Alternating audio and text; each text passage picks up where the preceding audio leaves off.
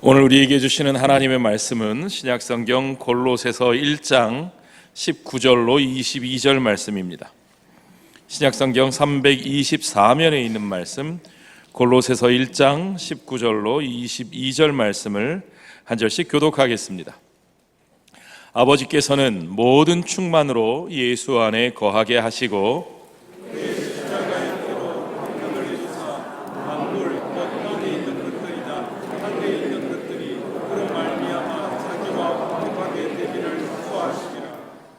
전에 악한 행실로 멀리 떠나 마음으로 원수가 되었던 너희를 육체의 죽음으로 말미암아 화목하게 하사 너희를 거룩하고 흠없고 책망할 것이 없는 자로 그 앞에 세우고자 하셨으니. 아멘. 여러분, 우리의 삶에 사람은 누구나 상처를 받고 살아갑니다. 그리고 그 상처 때문에 아파하고 괴로워하면서 살아가기 마련이죠. 여러분, 늘 궁금하실 겁니다. 이 상처는 도대체 어디서 오는 것이고, 그리고 어떻게 해결할 수 있을까? 우선 우리가 먼저 알아야 할 것은 누구도 그 상처로부터 자유로울 수 없다는 사실입니다. 아이, 나는 괜찮아, 나에게는 그런 거 없어. 아니요, 여러분, 우리 안에 누구도 내가 잘 모르는 부분까지도 사실은 그 속 안에 오랫동안 박혀있고 썩어지고 있는 그 상처가 골마서 터지고 나를 연약하게 만들 수 있다는 사실을 여러분 인식하셔야 됩니다. 그런데 여러분, 우리 자신들을 한번 돌아봅시다. 사람들 가운데 유난히 상처를 잘 받는 사람들이 있습니다. 유난히 상처에 취약한 사람들이 있는 것도 사실입니다. 여러분, 어떤 분들이십니까? 껌뜻하면 예민하고 늘 한번 마음의 상처를 받으면 오래가고 그게 잘 회복이 안 되는, 혹시 그런 분이 나 자신은 아니십니까? 자, 오늘 좀 우리 안에 있는 이 상처의 증상들을 좀 살펴보려고 합니다. 잘 한번 보세요. 이유 없이 열불이 난다. 가끔씩 기분이 나쁘면 온몸에 힘이 다 빠진다. 괜히 머리가 자주 아프고 가슴이 답답하다. 그러면 여러분, 눈으로 보이진 않지만 무언가 내 안에 무슨 병이 진행되고 있다는 신호입니다. 그냥 두면 될까요? 안 될까요? 안 됩니다. 빨리 어떤 조치를 취해야 되는 거죠. 우리의 감정과 마음의 상태는 어떻습니까? 괜시리 모든 일에 만족스럽지 못하고 짜증이 잘 나고 무기력해지고, 갱년기라서 그렇다고요? 예, 물론 갱년기 증세일 수도 있지만 우리 마음속에 무언가 가시가 여전히 우리를 찌르고 있는 것은 아닌지 그 원인을 보셔야 됩니다. 그거 빨리 찾아서 고쳐야 우리가 건강하고 힘 있는 삶을 살아갈 수 있습니다. 다시 말씀드리지만 우리도 모르는, 우리가 의식하지 못하는 상처가 우리 안에 속으로 골마서 우리의 삶을, 우리의 체질을 약하게 하고 우리의 삶을 무너뜨릴 수 있다는 사실을 우리가 알아야 됩니다. 그래서 우리는 그것을 빨리 찾아내서 고쳐야만 능력 있고 건강한 삶을 살 수 있는 것이죠. 자, 그거 발견하려면 원인을 좀 알아야 되겠죠. 우리 안에 상처가 생기는 세 가지 원인을 좀 제가 정리해 봤습니다. 첫 번째, 거절감이나 상실감입니다. 여러분, 청춘 시절에 연애해 보신 분들, 내가 큰 맘 먹고 가서 짜잔 프로포즈 했는데 NO 했을 때 그 상처가 얼마나 크고 얼마나 오래 갑니까? 거절당한 것에 대한 상처. 그런데 청춘들만 거절당하는 건 아니죠. 우리가 마음을 쏟았는데 그 상대에게 거절당하는 일들이 우리가 살면서 비일비재하게 일어납니다. 더군다나 사랑하는 이들과 이별했을 때, 가족과 이별하고 내가 사랑하는 누군가와 멀리 떨어지게 되었을 때, 또는 영원히 이별하게 됐을 때 그 상실감 때문에 우리는 상처를 겪고 그 상처가 쌓여서 우리의 삶을 연약하게 만드는 거죠. 두 번째, 이런 거절감이나 상실감 말고요, 우리 안에 내 자신에게서 나오는 원인들이 있습니다. 내 자신 때문에 상처를 받습니다. 내가 이전에 과거에 했던 치명적인 실수 때문에 내가 상처를 받고요, 돌이킬 수 없는 어떤 죄 때문에, 그것 때문에 내가 상처를 받고요, 그것 때문에 늘 발목이 잡혀서 과거의 발목이 붙들려서 그것 때문에 괴로워하며 살아가시는 분들이 너무너무 많은 거죠. 세 번째, 우리는 누군가로부터 어떤 모욕이나 학대, 폭행, 그러니까 그것이 정신적인 것이든 신체적인 것이든 어떤 외상을 입을 수 있습니다. 그런 외상을 입고 그것이 트라우마가 돼서 우리에게 한 번씩 푹푹 나오는 거죠. 이런 상처들이 어떤 이유에서든지 우리에게 있는 이 상처들이 온전히 치유되지 않고 계속 쌓여 있으면, 여러분, 잊혀진 것 같고 없어진 것 같아 보여도 툭툭 튀어나옵니다. 한 번씩 다시 이 속에 있던 이것이 한 번씩 나를 푹 찌르는 거죠. 그래서 내 삶에 하필이면 꼭 가장 중요한 그 순간에 그게 푹 나를 찔러서 나를 무너져 내리게 만들고 실패하게 만들고 아프게 만드는 이 상처의 심각한 영향 속에서 우리가 살아가고 있다는 겁니다. 어떻게 해결할 수 있을까요? 어떻게 하면 치유할 수 있을까요? 물론 그 원인들이 다르니까 치유 방법도 여러 가지입니다. 거기에는 사회적인 치유 방법도 있겠고, 관계적인 치유, 정신적인 치유, 감정적인 치유, 여러 가지가 있겠고, 어떤 때는 의료적인 치유가 필요하기도 합니다. 의사 선생님을 만나서 상담을 하고 진단을 받아야 될 필요도 있고, 때로는 약물이 필요할 때도 있습니다. 지난번에도 말씀드렸지만 그 필요한 것을 애써 무시하고 외면하시면 큰 병 됩니다. 여러분, 그러시면 안 됩니다. 의료적인 치료도 우리에게 중요합니다. 그러나 여러분, 그 상처를 근원적으로 치유할 수 있는 길은 그러한 것들이 아니라 우리 자신이 예수 그리스도의 십자가를 만나야만 그것이 근원적으로 치유될 수 있다는 사실을 여러분 믿으시기 바랍니다. 결국에는 문제는 내 자신입니다.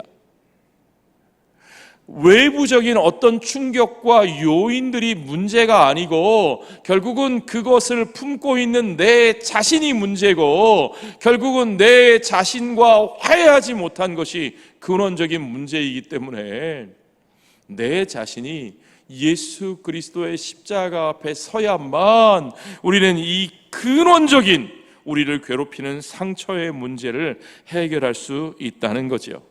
왜 그렇습니까? 우리는 예수님의 십자가의 그 은혜로 말미암아 죄사함의 은혜를 입어 새 삶을 살게 되었습니다. 예수 그리스도의 십자가로 말미암아 우리의 죄와 허물이 사하심을 입었고, 그러므로 우리의 원수 맺은 것도, 우리의 이전의 싸움도 십자가의 피로 정말 불의 섭같이 다 살라지고 화평케 하시는 은혜를 우리가 경험하게 되는 것을 믿으시기 바랍니다.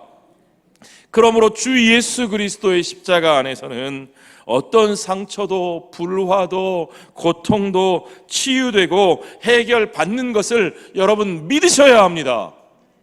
여러분, 아직도 상처가, 과거가, 아픔이 내 발목을 붙잡고 나를 찌른다고 느껴지시거든, 주님의 십자가 앞에 나가서십시오. 그 십자가의 은혜, 죄사함의 은혜가 바로 나를 위한 것임을 여러분 다시 한번 확인하셔야 합니다. 그 십자가에서 우리가 이루어야 하는 것은 먼저 나 자신과의 화해를 이루는 것입니다. 우리 주님은 그 십자가를 통해서 하나님과 원수되었던 나를 화목해 하셨고, 하나님이 나를 받아주셔서 품어주셔서 하나님과의 관계를 회복하셨으므로 이제 나는 내 자신 안에 있는 나를 용서하고 하나님이 용서하신 나를 나도 용서하고 받아들이고 나의 과거와 화해를 이룰 수 있게 되는 겁니다. 나를 붙잡고 괴롭히는 그 과거의 기억이나 내가 가진 상처를 해결하려면 여러분 먼저 내가 나 자신을 용서해야 됩니다. 내가 남을 용서하는 건 그 다음에 할 수 있는 거예요. 내가 입으로는 남을 용서한다, 다 용서했다 하면서도 사실은요, 내 자신을 용서하고 있지 못해요. 내 자신을 놓아주고 있지 못하는 거예요. 나 자신과 화해를 이루어야 합니다. 나 자신을 용서해야 합니다. 내가 스스로를 용서하기 위해서는 먼저 나의 죄를 사하시기 위해서 우리 주님께서 자신의 생명을 내어주시고 나를 위하여 피 흘려주신 주님의 그 십자가를 우리가 온전히 만나야 하는 것입니다. 십자가의 주님을 바라보고 십자가의 주님을 믿고 믿음으로 그와 연합한 성도는 이제 그와 연합하여 하나 되었기 때문에 이제 주님의 십자가에 자신의 혈과 육을 못 박아 주님과 함께 죽습니다. 누가 죽었다고요? 내가 주님과 함께 죽은 겁니다. 왜요? 내가 누구와 연합했으니까요? 주님과 함께 연합했으니까요. 자, 이제 그렇게 주님과 함께 죽은 우리들이 주님과 함께 부활의 삶에 동참하여서 이제 주님과 함께 새 생명의 삶을 누리게 되는 겁니다. 그래서 갈라디아서 2장 20절에 보면 사도 바울이 이렇게 고백하잖아요. 내가 그리스도와 함께 union with Christ, 그리스도와 연합하여 십자가에 못 박혔나니 그런즉 이제는 내가 사는 것이 아니요 오직 내 안에 누가 사셔요? 그리스도께서 사시는 것이라. 이제 내가 육체 가운데 사는 것은 나를 사랑하사 나를 위하여 자기 자신을 버리신 예수 그리스도 그 하나님의 아들을 믿는 믿음 안에서 사는 것이라고 바울이 분명하게 고백하고 있습니다. 여러분, 사도 바울의 간증 그대로 이제는 내가 사는 것이 아니라 누가 사신다고요? 그렇습니다. 내 안에 그리스도께서 사시는 것을 여러분 믿으십니까? 내 안에는 내가 싫어하는 나의 자아만 있는 것이 아니고 못난 나의 과거만 있는 것이 아니고 상처받고 찌그러진 내 모습만 있는 것이 아니고 그런 나를 사랑하셔서 나를 위해 피 흘려 죽으신 나의 구주 예수 그리스도께서, 부활하신 우리 주 예수 그리스도께서 내 안에 살고 계시는 것을 여러분 믿으시기 바랍니다. 우리가 이러한 주님의 새 생명을 누리기 위해서는 먼저 그리스도의 십자가에서 내가 죽었다는 사실을 받아들여야만 합니다. 그래서 로마서 6장 10절에 보면 바울은 이렇게 말합니다. 그가 죽으심은 죄에 대하여 단번에 죽으심이요 그가 살아계심은 하나님께 대하여 살아계심이니 이와 같이 너희도 너희 자신을 죄에 대하여는 어떤 자로? 죽은 자요 그리스도 예수 안에서 하나님에 대하여는 살아있는 자로 여길지어다.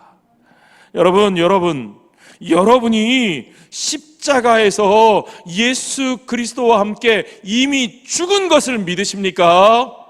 우리들의 죄가 우리 주님이 십자가에 못 박혀 죽으실 때에 우리들의 죄가 그곳에서 함께 못 박혀 이미 죽은 것을 믿으십니까? 그렇습니다, 여러분. 우리는 이미 십자가에서 죽은 사람들입니다. 그런데 어째서 우리들은 아직도 우리의 자아가, 우리의 욕심이, 우리의 자존심이, 우리의 고집이 살아서 펄떡펄떡 저 무슨 자갈치 시장에 막 잡아온 생선처럼 그렇게 펄떡펄떡 뛰어다니고 있지는 않습니까, 여러분? 예수를 믿는다는 것은요, 예수와 하나 된다는 것은 그분의 십자가를 우리가 경험하는 것입니다. 예수께서 우리를 위해서 피를 쏟으신 것처럼 우리의 육체와 함께 우리의 정과 욕심을 십자가에 못 박는 것을 여러분 믿으시기 바랍니다. 나의 옛사람, 나의 성품, 나의 자아, 그리고 나의 그 모든 상처와 아픔과 과거의 기억들까지도 이제는 그 십자가에 못 박힌 것을 믿으시기 바랍니다. 물론 그 죽음을 받아들이는 과정은 쉽지 않습니다. 그 고통스러운 일일 수 있습니다. 그러나 그러한 과정이 우리 안에 일어날 때 우리 자신을 용서할 수 있고 나 자신과 화해하고 이제는 새로운 삶의 길로 나아갈 수 있습니다. 물론 그것이 내 의지로 안 되죠. 이것은 하나님의 성령이 우리 안에 들어와 내주하실 때 일어날 수 있는 역사입니다. 아니, 나 같은 것에게 하나님의 성령이 어떻게 들어오셔요? 나 같은 것에게는 하나님의 성령이 내주하실 수 없지만 하나님의 거룩하신 영이므로 나같이 죄 많은 인간에게는 하나님의 거룩하신 영이 함께 하실 수 없지만, 그러나 예수 그리스도께서 십자가에 피 흘려 죽으시고 그 보혈의 피로 나를 씻어 나를 의롭다 인쳐주셨기에 내가 믿음으로 주와 연합했을 때에 오직 더 이상 나를 죄 있다 하지 아니하시고 나를 의롭다 선언하신 하나님의 은혜로 말미암아 이제는 하나님의 그 거룩하신 영이 우리 가운데 내주하시고 우리와 동행하시고 우리를 인도하시는 것을 여러분 믿으시기 바랍니다. 오직 그 성령의 역사가 우리 안에 일어날 때에 우리는 진정으로 그 과거와 화해할 수 있고 새로운 생명의 길로 나아갈 수 있게 되는 것을 여러분 믿으시기 바랍니다. 그러므로 여러분, 십자가의 경험과 성령의 체험은 동시에 일어나는 겁니다. 이것은 둘이 아니요 함께 일어나는 겁니다. 온전히 십자가에서 그리스도와 연합하여 나의 자아가 죽은 것을 경험한 사람에게는 하나님의 성령이 부어주시는 능력이 역사하는 것을 믿으시기 바랍니다. 하나님의 성령이 역사하시는 사람에게는 자아가 살아서 뛰고 그것을 자랑하지 아니하고 오직 그리스도와 함께 내가 죽은 것을 믿는 믿음으로 내가 사는 것이 아니라 나를 드러내는 것이 아니라 오직 그리스도만 드러내고 그리스도가 사시는 역사가 일어나는 것을 믿으시기 바랍니다. 그러므로 다시 말씀드리지만 이 십자가의 경험과 성령의 체험은 동시에 일어나는 거예요. 어떤 분은 그래요. 나는 한 번도 성령을 체험한 적이 없는데요. 그럼 나는 예수를 안 믿은 건가요? 난 예수님 분명히 믿는데요. 아니요. 성령의 체험은요, 그저 우리의 감정으로 느끼는 게 아니에요.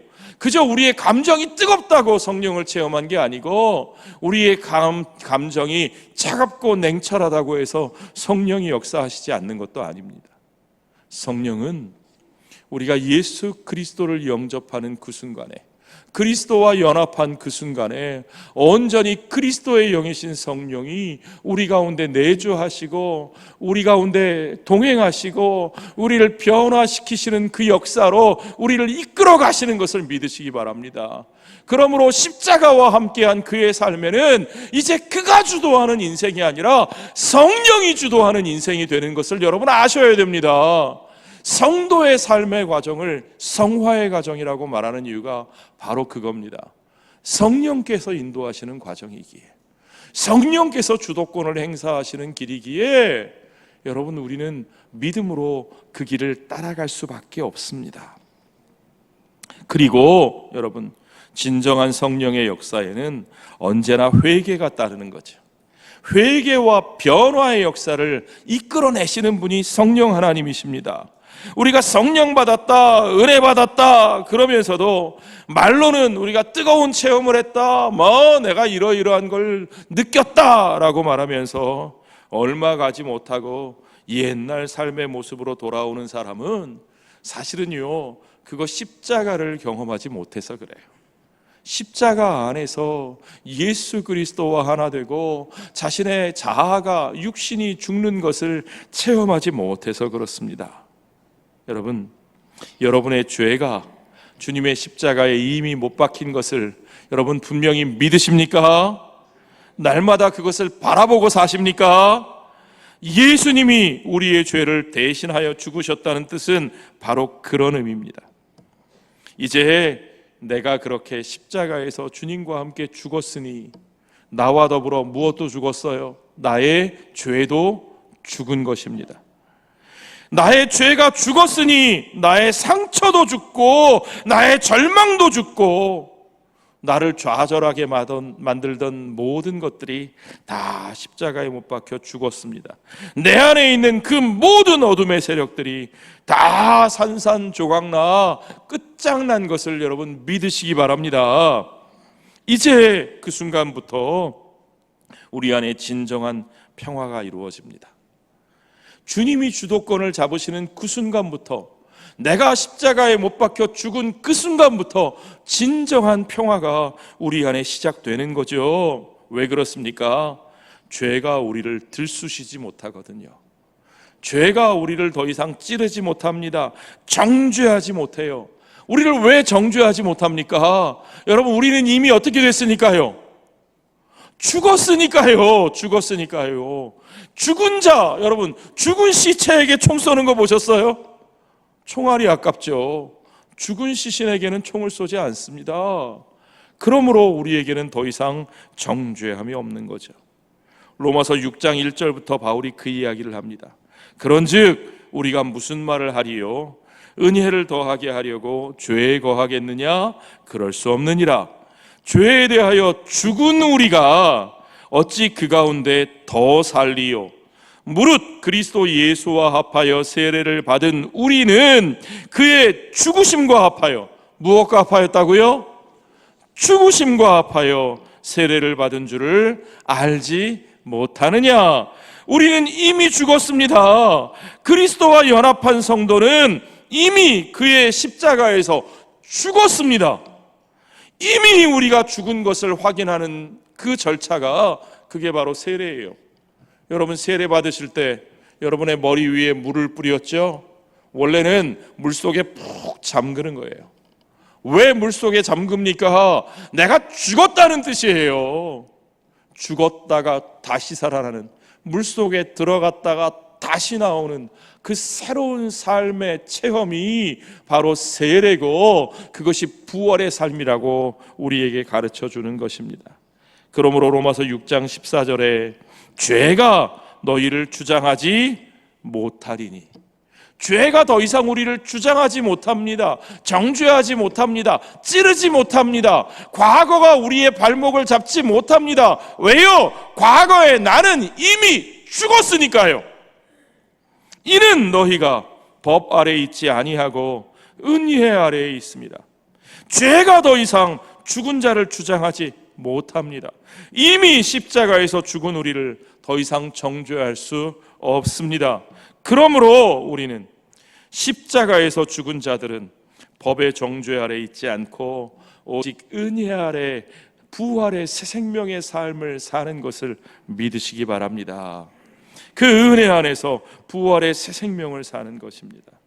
그리스도의 십자가에서 자신의 죽음을 받아들인 자만이 모든 정죄를 극복하고 부활의 새 생명을 경험할 수 있는 것입니다. 이것이 진정으로 자신과 화해할 수 있는, 우리 안에 평화를 이룰 수 있는 유일한 길이라는 사실을 여러분 아셔야 합니다.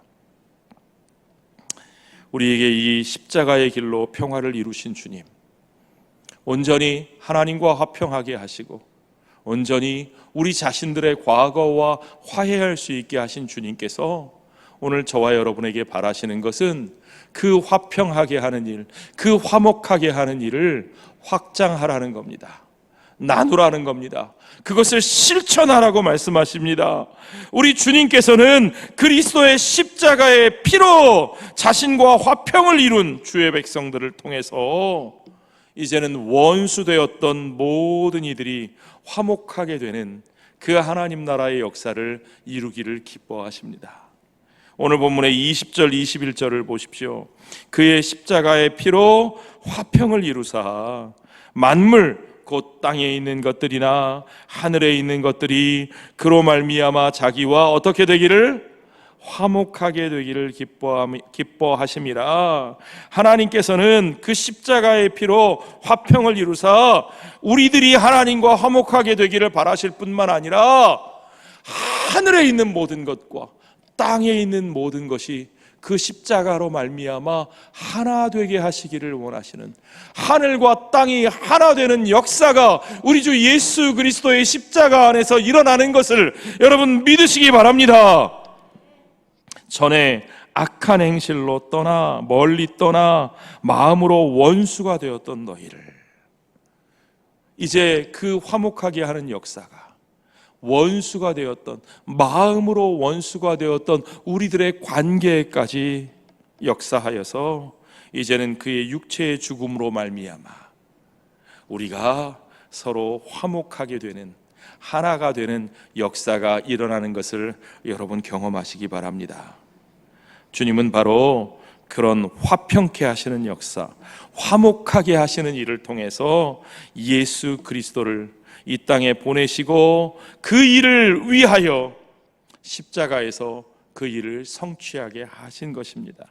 그분을 통해서 하나님의 충만하심을 온 땅에 이루실 뿐만 아니라 마침내 하늘과 땅이 하나 되는 온전한 종말론적 회복의 역사를 이루시는 것이 우리 하나님 나라의 역사입니다. 우리 주님이 예수 그리스도를 통해서 만물 가운데 충만하게 하신다 그랬습니다. 만물 가운데, 하나님을 잃어버린 만물들 가운데서 하나님의 신성을 충만하게 하시고 하나님의 진리를 충만하게 하시고 하나님의 의를 충만하게 하시고 하나님의 거룩하심을 충만하게 하시고 하나님의 은혜와 사랑을 충만하게 하시고 만물 가운데, 또한 저와 여러분 가운데, 우리의 삶의 모든 관계 가운데 그 하나님의 충만하심을 통한 화평케 하시는, 하나 되게 하시는 그 역사가 이루어지는 것을 우리 하나님이 기뻐하시는 줄 믿으시기 바랍니다. 그 역사가 바로 이루어지는데 그 역사에 저와 여러분을 사용하십니다. 그 역사가 저와 여러분들로 말미암아 하나님과 화목하게 되는 역사가 일어나기를 원하십니다.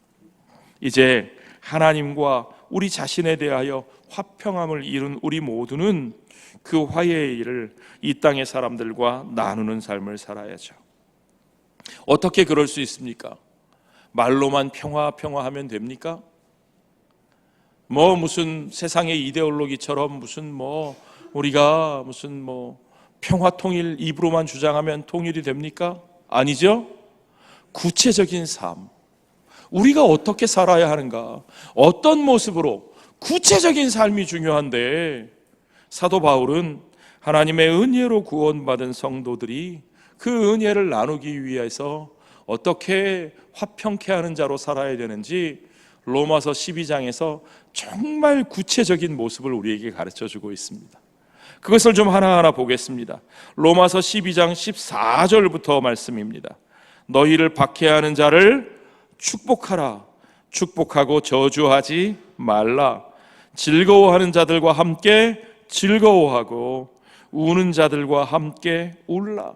여러분, 우리 이웃들과 함께 공감하라는 겁니다. 그들의 즐거움에 함께 즐거워해주고 그들의 아픔에 함께 아파하는 우리들이 되라는 겁니다. 서로 마음을 같이 하여 높은 데 마음을 두지 말고 도리어 낮은 데 처하며 스스로 지혜 있는 채 하지 말라. 아무에게도 악을 악으로 갚지 말고 모든 사람 앞에서 선한 일을 도모하라. 할 수 있거든 너희로서는 모든 사람과 더불어 화목하라.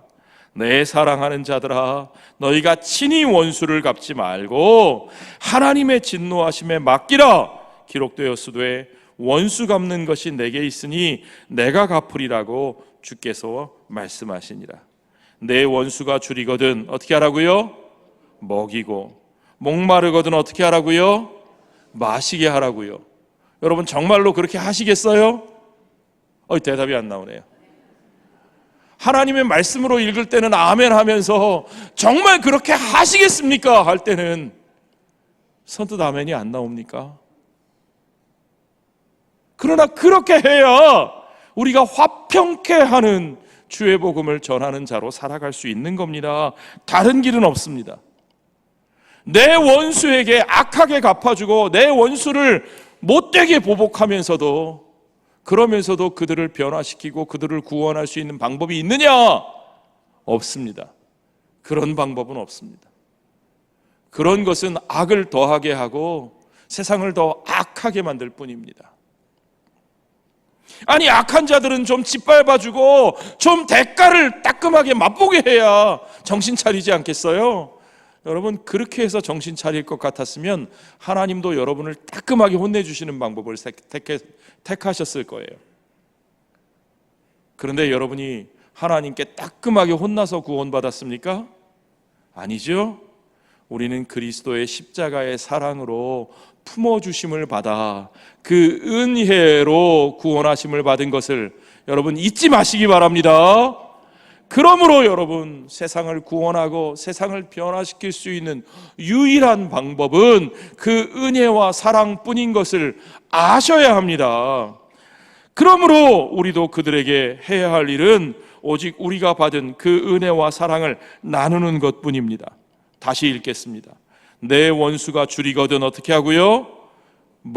소리가 이제 아예 안 나오네요. 내 원수가 줄이거든 먹이고 목마르거든 마시게 하라. 그리함으로 내가 숯불을 그 머리에 쌓아 놓으리라. 악에게 지지 말고 선으로 악을 이기라. 아멘. 그렇습니다. 악으로 악을 이길 수 있는 방법은 없습니다. 오직 그리스도의 선으로, 그리스도의 사랑으로 우리가 악을 이길 수 있는 것을 믿으시기 바랍니다. 평화를 이루는 삶의 구체적인 원리, 사도 바울이 보여준 이 구체적인 원리를 한마디로 요약하면 무슨 말입니까? 십자가의 삶을 실천하라는 거죠. 결국에는 십자가입니다. 결국에는 십자가에서 구원받고 치유받은 우리들, 그 십자가를 향하여 나아가고 그 십자가를 그들 앞에 보여주어야 하는 겁니다.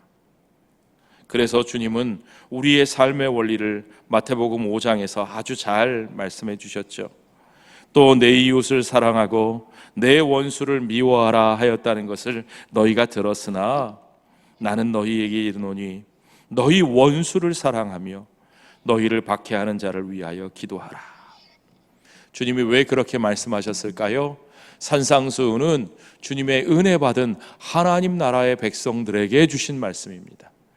하나님 나라의 백성이란 오직 그 십자가의 은혜로 이전에 하나님과 원수되었던 내가 이제는 하나님의 자녀로 품어주심을 받았다는 사실을 믿고 경험한 사람들입니다.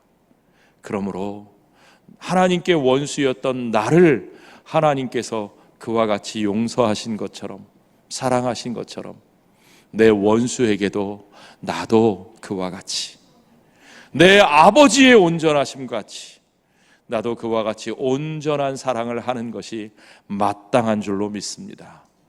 우리 아버지께, 우리 하나님께, 우리 왕 되신 그분께 1만 달란트 탕감받은 우리가 어찌 내 옆에 100데나리온 빚진 자를 용서하지 못하고 그를 감옥에 고발하고 쳐넣을 수 있겠습니까?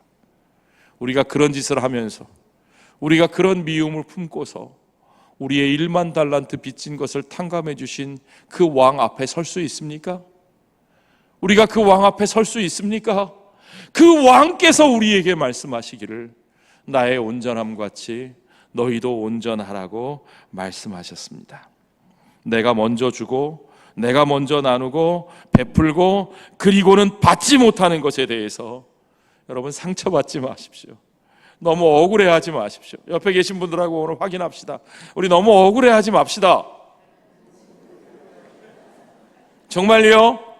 예, 너무 억울해하지 맙시다. 왜요? 우리는 이미 어떤 사람들이라고요? 십자가에 못 박혀 죽은 사람들이에요. 이미 죽은 우리들인데요. 아니, 우리가 나누어 주고 보상받지 못하고 우리가 빌려주고 받지 못했다면 여러분, 이미 죽은 우리가 나눠줄 것이 있고 빌려줄 수 있으면 그것만으로도 황홀한 거 아닙니까? 그것만으로도 감사한 거 아닙니까?